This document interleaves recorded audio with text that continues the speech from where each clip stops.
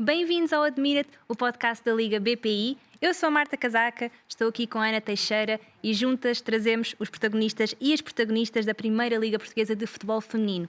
E hoje é um episódio muito especial, porque é o 10º, não é? E que vai encerrar aqui a nossa primeira temporada.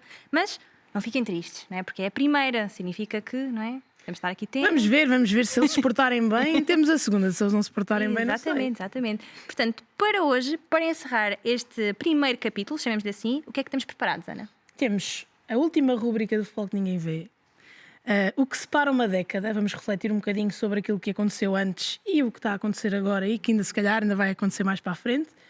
E o das formações masculinas à seleção feminina. E, portanto, temos aqui uma convidada especial que ainda não vai já para o ar.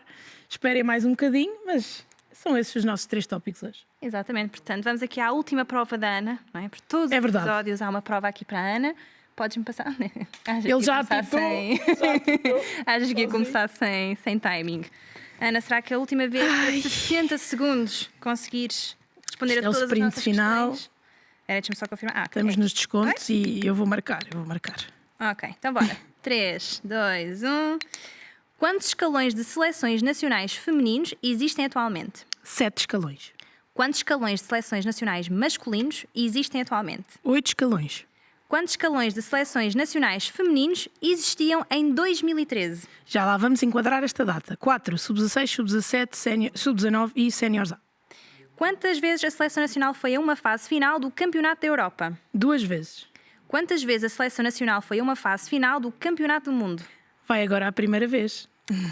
Quantas jogadoras estiveram presentes no primeiro europeu em 2016 que continuam na convocatória para este Mundial?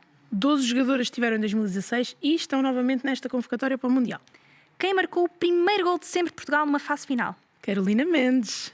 Quantas mulheres estão atualmente nas equipas técnicas nacionais de futebol feminino? 6. Eu agora ainda te perguntava quem é que achas que vai marcar o primeiro no Mundial. Ih, está bem. Isso é uma pergunta a sério? Não sei, só se quiseres que seja a sério. Lembrei-me agora, estava a ver aqui do 2016. Vou pedir ajuda aqui à convidada. Diana Silva. Pronto, já ouviram aqui primeiro. O dado está lançado. Eu acho que vai ser a Carol Costa. Pronto. Bola parada, com certeza, não é? Não sei, eu estou a brincar. Olha, já ficou aqui. Ficaram aqui as previsões para o primeiro. Vamos dar as boas-vindas então à nossa convidada, a professora Marisa Gomes. Muito bem-vinda. Muito bem-vinda. Obrigada. E espero que tenha aqui uns bons minutinhos connosco. É uma das grandes referências em Portugal no que toca ao futebol feminino, mas tem um percurso muito longo que vamos querer saber um bocadinho mais sobre isso. E são 11 anos nesta casa, seleções nacionais. O que é que mudou? Tudo? Não tudo, mas muita coisa. Felizmente, muita coisa. Tal como referiram nas perguntas anteriores, o número de seleções é muito maior agora. Temos pela primeira vez seleções que conseguem fazer um percurso durante um longo período de formação e isso é uma mudança que tem muito significado para aquilo que é o desenvolvimento das jogadoras e para o trabalho que se faz nos clubes e isso para nós tem um impacto incrível, não é? Porque realmente quando entrei em 2012 haviam 4 seleções e 4 seleções, como devem imaginar, já chegamos entre as idades. Sim, e até quando apanhamos as jogadoras, no sentido em que quando começamos a ter o primeiro contacto com elas, é numa fase já muito mais tardia do que acontece hoje, não é? Claro que isto também nos traz outros problemas e nos traz outros desafios enquanto profissionais, mas são bons problemas desafios. Bons. Não, bons desafios. Já é uma máquina mais oleada, então. O processo tem que ser visto com outros olhos, ou seja, quando nós vemos uma menina pequenina, não podemos pensar que ela é rápida, porque ela pode crescer e deixar de ser rápida. Portanto, tem que ser muito mais que isso. Não é? E quando nós vemos uma jogadora que já maturou, se ela é rápida vai continuar a ser. Portanto, são questões que nos levam a problemas muito mais efetivos daquilo que é o treino de formação. E aquilo que nós, enquanto treinadores, temos que ter muito mais conhecimento do que tínhamos quando já apanhamos as jogadoras numa fase muito mais tardia do seu processo de formação. E, portanto, para nós é sempre desafiante, é muito bom. Ou seja, é uma taxa... A probabilidade de acertar é mais difícil, porque vai-se buscá-las um bocadinho mais cedo. Eu acho que não é acertar. Acho que porque o acertar assenta num pressuposto como se fosse sorte. Porquê? Porque quando nós vamos ver um jogo, qualquer pessoa comum consegue identificar quais são as melhores jogadoras. A questão é que um treinador tem que olhar para a jogadora e perceber porque é que ela é melhor que as outras. Porque decide melhor, porque é mais, tem alguma vantagem física em relação às outras, ou porque está, por exemplo, acompanhada de outras boas jogadoras, ou se é efetivamente uma jogadora diferenciada em termos técnicos, por Se a exemplo. retirarmos daquele contexto, ela vai continuar a conseguir ter sucesso. Depende do contexto e depende do que a gente define como sucesso. Porque há jogadoras que num contexto difícil, em que as equipas não jogam muito bem num clima de organização, mas elas conseguem ser ter uma grande capacidade de intervenção no jogo. E essa capacidade de intervenção no jogo é sempre uma virtude muito grande. E, portanto, nós quando vamos ver jogos, não vamos ver equipas, vamos ver jogadoras.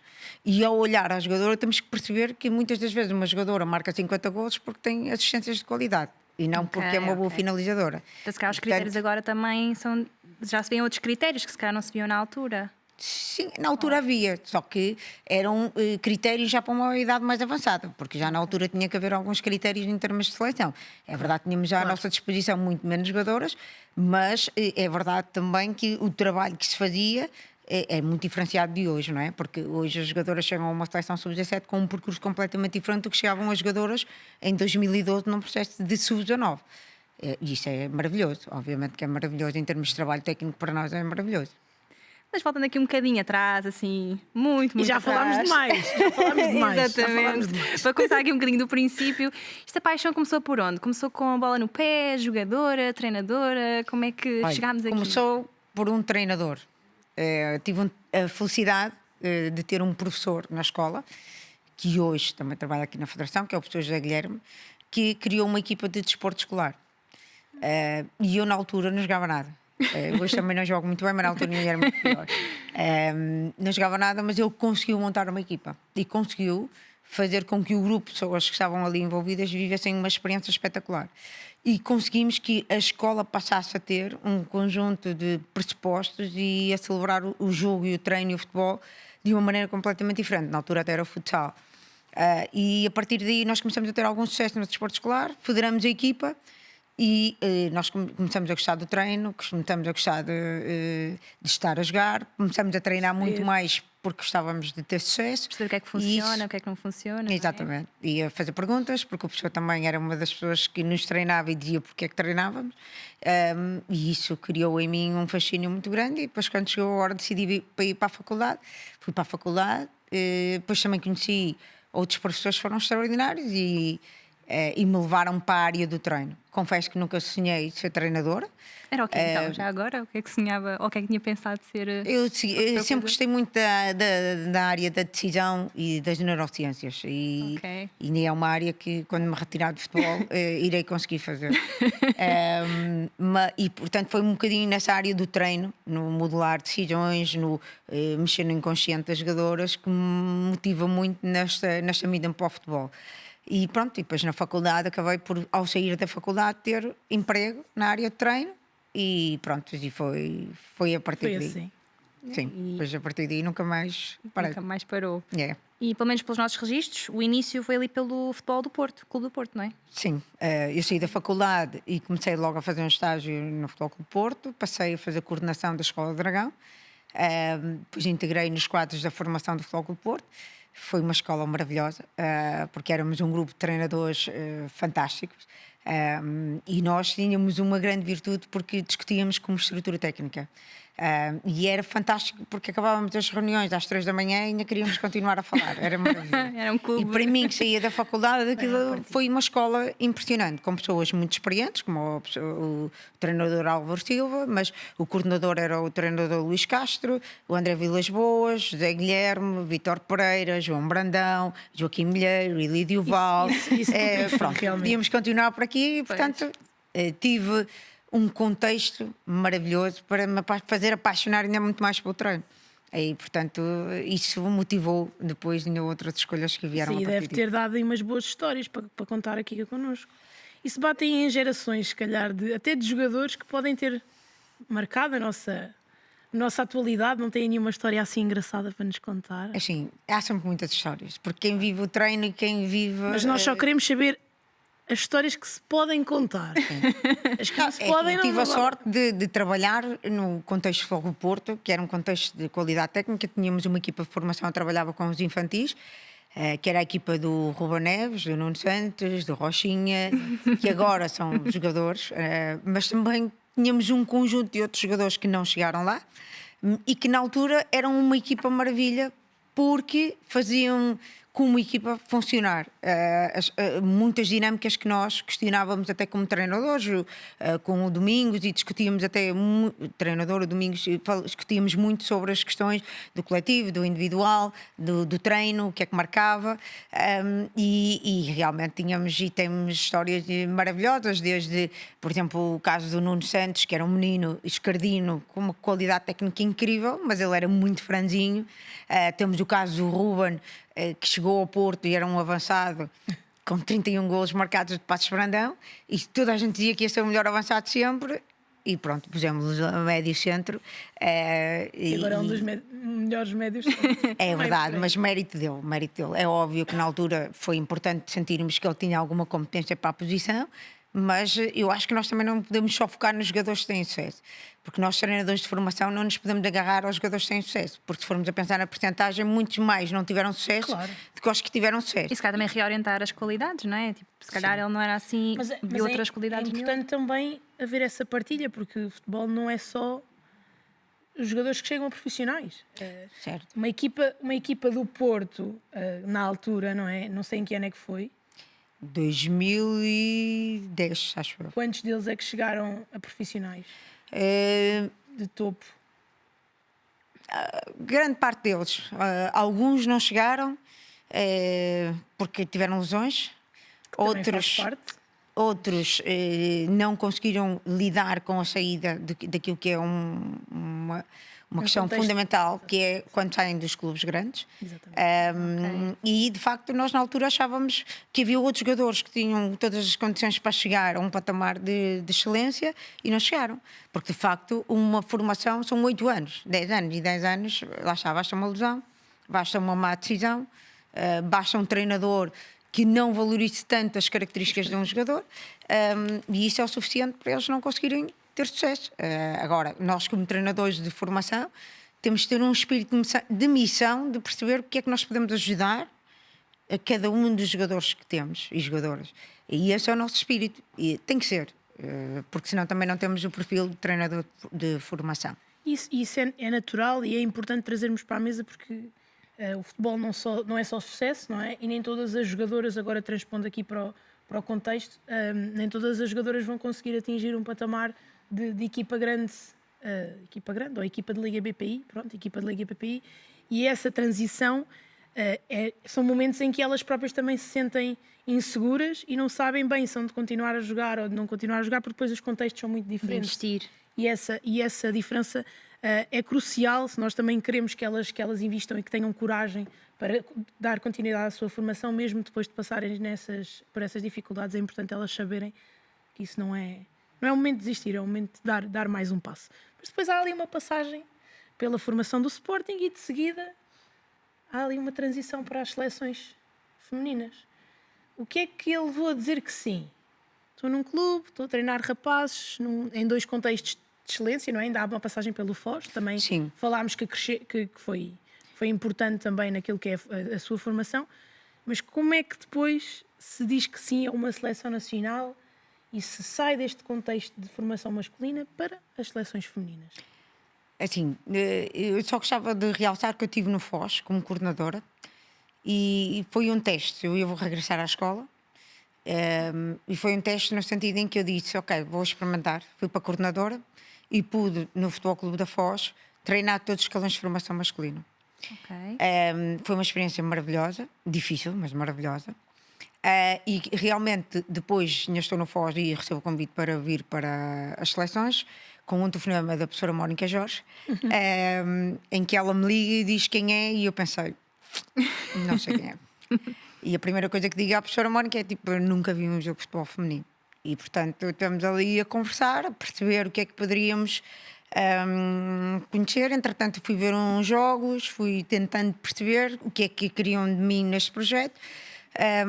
Ok, e aceitei no sentido em que conseguia estar no clube e estar em contexto de seleção feminina na altura. E realmente vim para cá a trabalhar nos 2 sítios. Depois passou a ser incompatível e ainda realmente, bem. realmente depois passei aqui a estar nas seleções. Nunca se arrependeu. Eu não acho que os arrependimentos ajudem muito. Eu acho é que quando nós seguimos em frente, devemos pensar que a vida não tem só uma linha reta, portanto, há sempre caminhos possíveis e, portanto, agora que eu noto que vir para o feminino, muitas das vezes as pessoas encaixam aqui no feminino como sendo a única saída e acham que é uma coisa fechada, certa, porque eu sou mulher, e que na altura não existia. E, portanto, há 10 anos atrás, apesar de tudo, eu estava no mercado de formação de futebol feminino e neste momento estou no mercado feminino e que as pessoas entendem que muitas das vezes está fechado e que não é tão assim, infelizmente. Sim, agora está muito melhor e as coisas estão todas a evoluir no sentido certo, com as pessoas certas. Eu acredito que tenha sido. Eu estou a pensar nisto há 10 anos atrás e a pergunta vem nesse sentido, porque a visão. Se nós pensarmos agora, vamos contratar uma pessoa para ser selecionadora ou treinadora nacional feminina, a visão é completamente diferente. Aquilo que se tem pela frente é diferente, aquilo que passa na televisão é diferente, aquilo que os clubes investem é diferente. Portanto, a visão de carreira já é uma coisa que existe, mas há 10 anos atrás não existia praticamente. Quer até trazer mais inseguranças? Qual é que foi o clique? O que é que a professora Mónica disse que a convenceu? Bem, a professora Mónica, na altura, disse muitas coisas. Teve que realmente, e foi uma pessoa a quem eu devo sempre esta porta de entrada, porque foi uma pessoa que me trouxe para cá. E foi com ela com quem, ao longo destes 11 anos, eu consegui ir crescendo. E foi a pessoa que foi capaz de, mesmo na minha primeira resposta de eu não conheço nada, não sei nada, e como eu estava numa área de masculino que eu dominava, conhecia bem, Confortável. ir para o feminino era um mundo completamente novo. Felizmente as coisas aconteceram, mas o que a professora Mónica me convenceu foi o treino é igual. E portanto tu tens um novo desafio, vens conhecer, depois no final não gostares, tudo bem. E essa falta de vínculo também foi positiva porque não me agarrou totalmente aqui a esta possibilidade. E depois vim, bem, pronto, felizmente conseguimos a primeira qualificação para o Campeonato da Europa de Sub-19, foi uma experiência maravilhosa, muito diferenciada, foi também uma. E é isto que é muito interessante, porque para nós treinadores estar em vários contextos faz-nos sempre crescer. E vir para o contexto de seleção nacional, quando vimos de um clube em que treinamos 7 vezes para preparar um jogo e chegávamos aqui e tínhamos 3 treinos para preparar um jogo, e eu acho, meu Deus, nós nunca vamos conseguir. Como é que se faz isso, não é? Sim, e realmente é uma dinâmica, um mundo completamente diferente, mas que nos traz outra bagagem também, muito interessante. E também foi isso que, se calhar, nessa altura em que as duas coisas não davam para fazer ao mesmo tempo, que fez, se calhar, ir mais pela de seleção. Sim, foi, mas também confesso que esta decisão acabou por ser uma decisão também empurrada um bocadinho pela professora Mónica Jorge. Professora Mónica. Mas claro que foi muito devido ao facto de ter a segurança que era a escola. Sempre que eu precisasse, eu sabia que tinha a escola e, portanto, era um porto seguro. E, no fundo, era quase tipo, ok, vou-me divertir enquanto posso, porque realmente a área de treino é a área que eu adoro. Isto era a visão antes, não é? Há 10 anos atrás. Ainda não é. Agora começa a ser um bocadinho diferente. Sim, mas ainda reina muito porque, de facto, é muito arriscado o mundo do futebol, não é? Para além de ser muito arriscado, é um bocadinho ingrato, não é? Como diria o Xavi, eu disse recentemente, não é? O treinador e a treinadora de futebol são a única profissão do mundo em que a gente, até às vezes a ganhar, somos insultados e as pessoas, pronto, faz parte do pacote levarmos com aqueles insultos todos. E a bola bate no poste e isso. Obviamente. Exatamente. E não só. Corre mal a época, a culpa. Sim, e Tem que ser portanto alguém. temos que conseguir lidar com isto, não é? Isto pode trazer uma adrenalina, a mim trazia-me, porque realmente eu não gostava de estar presa a muitas coisas, mas por outro lado, para quem quer uma vida segura, isto não é um contexto positivo. Garanta não é? muita segurança, Exatamente. Aquele crescimento do número de seleções, desde esse momento em que a professora Marisa entrou, quais eram os indicadores que vocês conseguiram ir buscar para perceber? Não, agora nós queremos aumentar o número de escalões porque já começa a fazer sentido. Nós começamos a sentir, é um bocadinho pensar e conhecer muito bem o panorama nacional. Nós começamos a sentir, por exemplo, a criação da seleção sub-23 era um fator fundamental para todas as jogadoras que saíam da formação sub-19 e que ali a decalagem era muito grande entre sub-19. Mais recentemente. Certo, mais recentemente. E depois começamos a perceber, por todos os dados que tínhamos algumas jogadoras mais novas e que tinham qualidade e que era importante haver um estímulo em que elas pudessem se preparar mais cedo, tendo um percurso de seleção nacional na sub-17 e depois na sub-16 e mais recentemente a sub-15, onde conseguimos realmente fazer um plano de preparação completamente diferente e muito mais sequenciado, até com as sub-18, para que elas consigam ao longo dos anos manter aqui um percurso que é muito importante para elas e para nós. E para os clubes que representam também. Acaba por ser importante para toda a gente e é uma forma também de motivação intrínseca, porque elas sabem que mesmo sendo mais novas mas podem trabalhar para conseguir chegar lá. E se nós olharmos para uma convocatória das sub-15 e das sub-16, o número de clubes que está representado é enorme.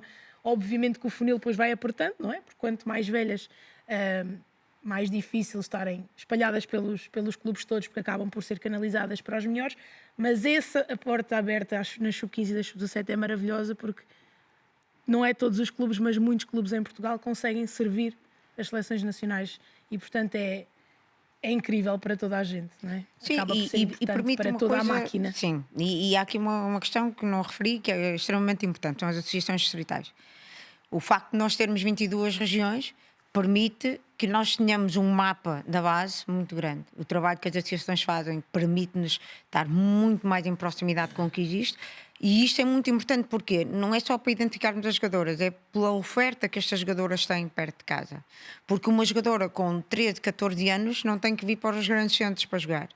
E ter a oferta perto de casa, mesmo que seja num clube pequenino, masculino, é uma oferta de base que para nós é fundamental. E as associações fazerem esse rastreamento, essa proximidade, é realmente um trabalho extraordinário para nós e são um parceiro fundamental para aquilo que é o nosso início nas seleções nacionais e depois os clubes, na interação com as associações e connosco, com quem nós somos todos parceiros nesta dinâmica, porque se em algum destes momentos um de nós não estiver bem, ou não comunicar bem, ou estivermos em desacordo, quem fica a perder sempre é a jogadora. E nós todos trabalhamos para o mesmo, que é a jogadora portuguesa. Portanto, este tem que ser o nosso espírito de missão e aquilo que, no fundo, nos move a todos. Exatamente. Olha, e acho que estamos aqui já próximos do final. Sim, é aqui do final. Acho que é já do final. Do final. Já estamos aqui muito próximo. Não sei se não é melhor fazermos o Nosso joguinho. O vosso joguinho. Esse sim. Então vamos já. Depois aqui, enquanto eu vou preparar, se calhar, damos só um tópicozinho que eu acho que é importante, que é Portugal, este ano, liderado pela professora Marisa, não foi ao Campeonato da Europa Sub-17 por muito pouco. E nós estávamos aqui e sofremos com isso também, porque elas estiveram bem, vocês estiveram bem, e depois acabou por falhar por muito pouco. O que é que faltou? Faltou a minha gestão técnica. Nestes 20 anos como treinadora, acho que é o momento mais difícil, onde eu assumo claramente a minha incapacidade, porque elas fizeram tudo. O ambiente foi perfeito, a organização da equipa foi perfeito, e de facto houve ali uma falha mais individual e não consegui estancar o jogo. Estávamos tão convincentes que era possível e tão convincentes não éramos nós no banco, porque nós estamos e sentimos e percebemos que as coisas estão a acontecer antes de elas acontecerem. Mas a nossa frieza para conseguir aquelas coisas que às vezes, e que tive pessoas que me disseram no pós-jogo, que era ok, mandavas a guarda-redes para o chão e paravas, mas isto não faz parte da minha cultura como treinadora. Mas se calhar tivesse criado ali qualquer coisa que fizesse parar a equipa e tivéssemos juntado no banco, talvez tivesse sido possível. Mas o que é certo é que eu prefiro perder assim e ter estado perto e ter sido possível e as jogadoras terem feito tudo, do que ter feito outro tipo de coisas e as coisas não terem resultado. Agora, a culpa minha, em termos técnicos, em termos até de própria gestão do próprio jogo, tenho que assumir a derrota, porque nestes casos não há nada a apontar, pelo menos em termos de grupo, da atmosfera, do staff. Foi tudo perfeito. E por isso é que ainda me queixou mais, porque acho que de facto eu deveria ter conseguido que aquilo tivesse acontecido. Sim, não era isso que se procurava, era mesmo... ou seja... Obviamente, cada um analisa as coisas na perspectiva que tem que analisar Eu acho que, visto de fora, a evolução é incrível, aquilo que elas fizeram é incrível, a maneira como conseguiram dominar praticamente o jogo é também muito bom. E depois não sei se elas próprias também não souberam gerir o próprio jogo, mas a verdade é que o que fica para toda a gente é que as diferenças estão a ser cada vez menores. Para as melhores seleções da Europa, a Alemanha este ano fez uma campanha fraquinha, para quem acompanhou, mas a Alemanha e a Espanha dominam os campeonatos da Europa sub-17 e sub-19 nos últimos 8 anos. Portanto, são das maiores potências, literalmente as maiores potências. E Portugal praticamente eliminava a Alemanha de não estar num campeonato da Europa nos últimos 8 anos. Portanto, eu acho que isso é incrível e esse percurso e o que falta vai chegar. Sim, está muito perto. Eu não tenho dúvidas no sentido em que as coisas estão a acontecer e estão a ser adquiridas. Portanto, isso não tenho dúvidas. Aqui a questão é que, de facto, nós também não estamos preparados ainda para sermos como a Alemanha e como a Espanha, porque isto também é uma cultura que se adquire. Ou seja, normalmente os clubes grandes, nos clubes onde eu trabalhava, nos primeiros 15 minutos a gente marcava um gol, nem que fosse pelo peso da camisola. E a Alemanha, a Espanha e a França são assim. Sim. Nós temos que passar a ser assim. E não somos ainda, mas temos que passar a ter. Mas também existem muitas outras coisas boas para anotar, não é? É claro que estes momentos são cruciais, não é? Porque aquele bocadinho faltava, mas também não descurar, não é? Tudo o bom que Claro, que tem sem dúvida. Foi uma época extraordinária desta equipa. Foi impressionante.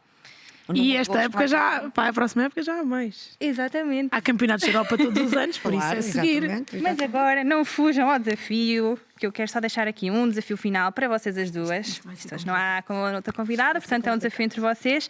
Só para fazermos aqui ver se estão alinhadas, não é? São craques de futebol, portanto, ver se estão alinhadas nestes temas. Portanto, vamos pôr, por ordem de preferência, 3 situações diferentes. Isto é muito difícil. A primeira, por ordem de importância, talento, trabalho ou contextos nas jogadoras. Sem mostrar, sem comparar notas. E depois tem que justificar. De uma forma muito rápida, não é? Estamos aqui já no final. Talento, trabalho, contextos. É fácil. Ui. É fácil. Eu é que estou em pressão, não é, professora? Obviamente. Então, vamos comparar notas. 1, 2, 3. Para quem não está a ver lá em casa, portanto, talento, trabalho, contextos aqui para a Ana. Ai. Talento, contexto, trabalho. Aqui para a professora Marisa. Querem dizer muito rapidamente porquê? Que é para passarmos ao próximo? Começa. Muito fácil. O talento é necessário e é a base, porque se não houver talento, nem contexto nem trabalho fazem lá chegar. Senão eu era uma jogadora internacional e não. Ok, pronto, fica aqui. Segunda coisa é um bom contexto leva as jogadoras a trabalhar. Percebe? O contexto tem que ser um contexto de superação. Se assim for, o trabalho está lá. Ok. Para mim o talento também está em primeiro. Acho que o talento, quando elas têm talento, é a base de tudo. E depois um trabalho. Uma jogadora que trabalhe muito, mesmo que não tenha o melhor contexto na atualidade, no momento, esse trabalho, em algum momento, vai ser reconhecido e vai-lhe ser permitido chegar ao contexto onde ela merece estar. Este é o meu argumento. E, portanto, para mim, mais sonhador. Talento, talvez pelo background, talento, trabalho, contexto. Ok. Eu nunca estive no Futebol Clube do Porto, ok? Exato. E aqui um último, muito rápido para terminarmos. Podem apagar aqui no instantinho. Mas só então. Estamos lá as duas. Físico, mental ou técnico-tático? Como? Físico, mental ou técnico-tático? Bora. Esta vamos estar. Confio.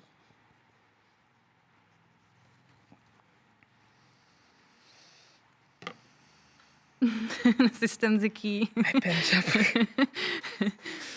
já estamos nos últimos segunditos. Tem mesmo para encerrar aqui bem. Já está. Esta temporada. Já está? Comparar notas.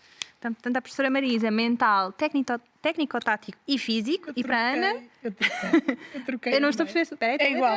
É trocado o início. Trocar o início, é isso? Ok. Agora justificar a Ana primeiro.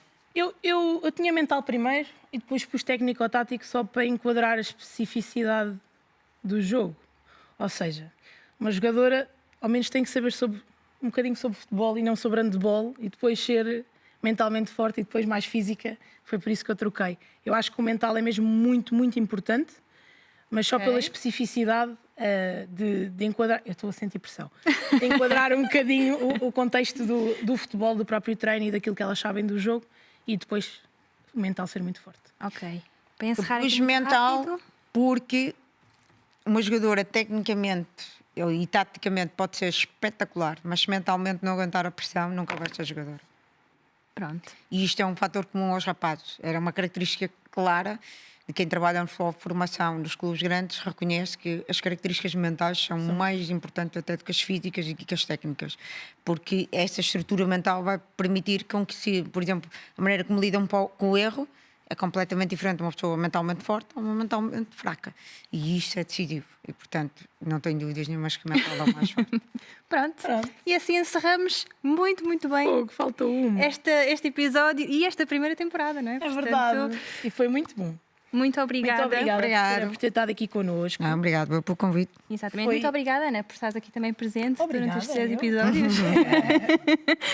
E pronto, encerramos assim então a nossa primeira temporada do Admira-te, este podcast que trouxemos aqui com muitas jogadoras, treinadores, treinadoras, árbitras, selecionadora, portanto, muitas pessoas que vieram aqui partilhar as suas histórias de superação, de dificuldades, de felicidades, histórias engraçadas, portanto, foi aqui uma temporada muito repleta de muitas histórias para contar. Quem não viu este episódio, viu e ouviu, e os restantes pode acompanhar-nos no YouTube da Federação Portuguesa de Futebol, no Spotify, na Apple Music, portanto, estamos por aí, vejam, aproveitem esta pausa para rever todos os episódios e nós voltamos depois.